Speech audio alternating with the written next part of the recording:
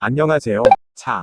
주의 이프리입니다. 새해가 밝았습니다. 올해도 힘차게 시작해보자고요. 2021년 위첫 기업 분석이 되겠네요. 오늘 다룰 스몰캡 기업은 코스닥 상장사 예스티입니다. 현재 시가총액은 1364억이네요. 바로 다트로 가봅니다. 제가 클릭한 흔적들이 보이는군요. 엄청 이것저것 자세히 본 건 아닌데 열심히 한 것 같아 보이네요. 하하. 자, 분기보고서를 클릭합니다. 예스티는 2000년에 영인테크라는 이름으로 설립되었고 2006년에 지금의 예스티로 사명을 변경했네요. 또한 2014년 12월에는 코넥스 시장에 상장했고 2015년 12월에는 코스닥 시장에 이전 상장했습니다. 1년 만에 대단한데요. 회사는 평택에 위치해 있다고 나와 있는데요. 본점 소재지 변경이 되었는데 반영이 안 됐네요. 현재 예스티의 위치는 이곳입니다. 생산 캐파 증설로 인한 신공장 증축 이전을 했습니다. 공시를 찾아보니 당시에 자기 자본의 60%에 가까운 330억가량의 시설 투자로 큰 규모의 캐파 증설이 있었음을 알 수 있네요. 오, 흥미로운데요. 작년 말에는 9,4억을 TNF 글로벌에게 130억에 처분했고요. 자, 그래서 소재지에 대한 소개는 끝났고 종속회사를 보니 세 곳이 있네요. 그중 예스이팅테크닉스는 주요 종속회사에 체크가 되어 있죠. 말 그대로 주요 종속회사라는 것인데 직전 연도 자산총액이 지배회사의 10% 이상이거나 750억 이상이면 주요 종속회사로 분류됩니다. 주요 종속회사의 이슈는 수시공시의 대상이 되니 종속회사의 주요 경영사항 공시일람, 규정에 맞게 공시가 되겠습니다. 그 밖에도 지분을 취득한 타법인 출자 현황을 볼 수 있는데요. 이 중 봐야 할 회사가 있습니다.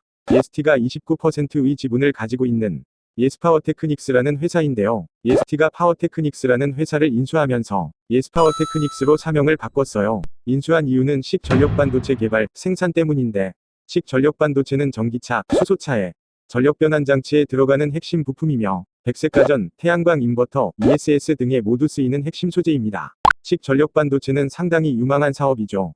국책과제 수행기업으로도 선정됐었네요. 예스파워테크닉스의 지분율을 봐보면 19년 말 기준 역시 장동복 대표님이 지분율 가지고 계시네요.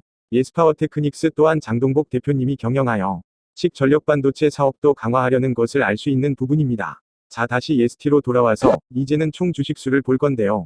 총 주식수는 보통주 1468만 1043주와 우선주 10만 704주가 있는데 보고서가 공시된 이후인 10월 30일에 20만 704주가 보통주로 전환 행사가 되어 이제 우선주가 없어졌습니다. 전환 비율이 1대1이 아닌 1대1.42672이기 때문에 10만 704주의 전환 우선주는 14만 3676주의 보통주로 전환되었겠네요. 자사주도 80만 6291주가 있는 것을 알 수 있는데 얼마 전 다뤘던 노터스처럼 신탁계약에 위한 취득으로 생겼음을 알 수 있습니다. 30만 2846주는 처분한 것이 보이는데 IM텍 대표이사 및 임원에게 20억가량의 매매했군요.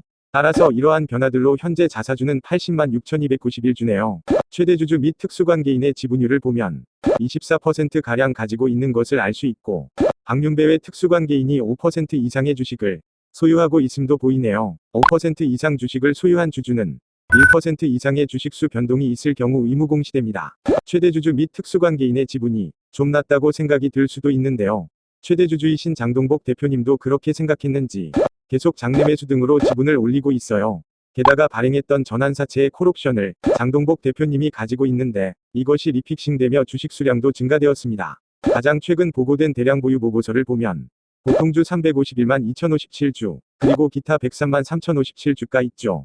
최대주주분이 지분율을 꾸준히 올리고 있음을 알 수 있어요. 여기서 기타가 바로 전환사채의 콜옵션으로 가져갈 수 있는 것입니다. 자본금 변동사항을 보면 역시나 내역이 쭉쭉 적혀 있고 미상환 전환사채도 있는 것을 알 수 있습니다.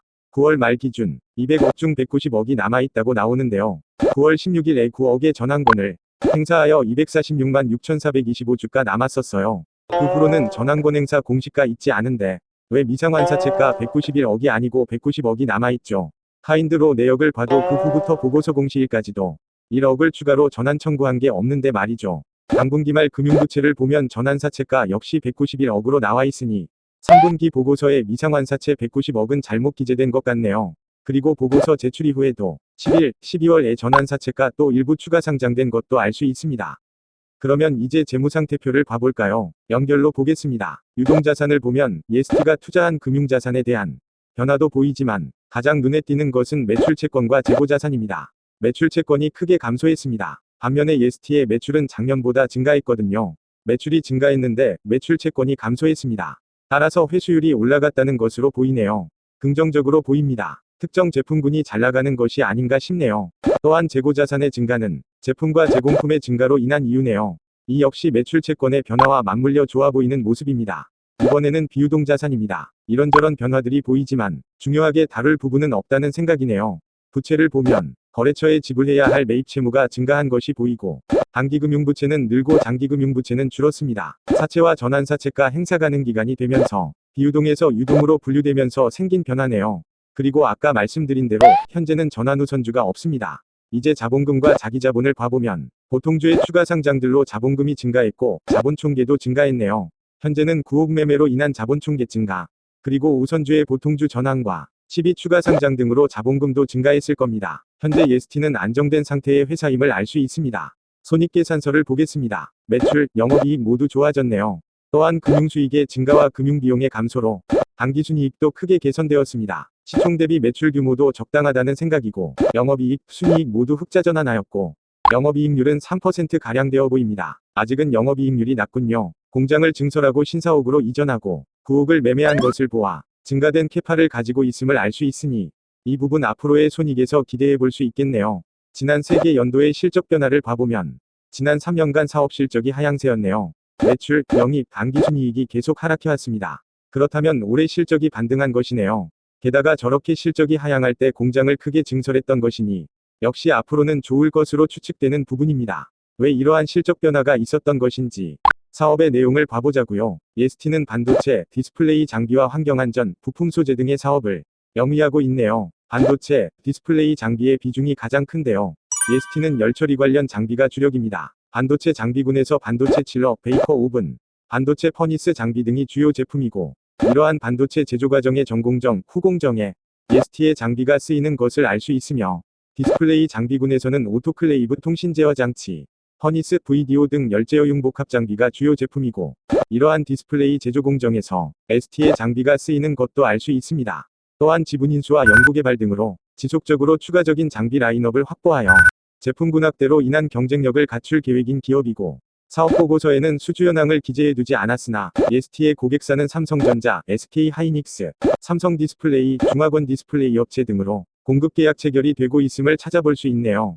그간 매출 변화를 보면 과거 매출이 상당히 좋았었는데 반도체도 그렇고 디스플레이도 그렇고 전방업체의 투자 지연으로 인해 부진했던 것으로 보입니다. 하지만 성장하는 산업을 하는 만큼 다시금 전방업체의 공격적인 투자로 인한 사이클이 도래할 것으로 생각되네요. 그래서 예스티도 미리 증설을 한 것이겠죠. 예스티의 올해 실적 또한 반등을 한 모습이네요. 또한 관계사인 예스파워테크닉스의 10전력 반도체 또한 예스티 사업에 큰 도움을 줄 것으로 생각되는데요. 예스티와 장동복 대표님이 지분을 가진 만큼 향후 자회사 편입 가능성도 있을 것 같다는 생각이네요. 예스티가 과거처럼 다시 큰 상승을 이룰 수 있을지 한번 지켜보자고요. 그러면 이프리의 기업평가 시간입니다.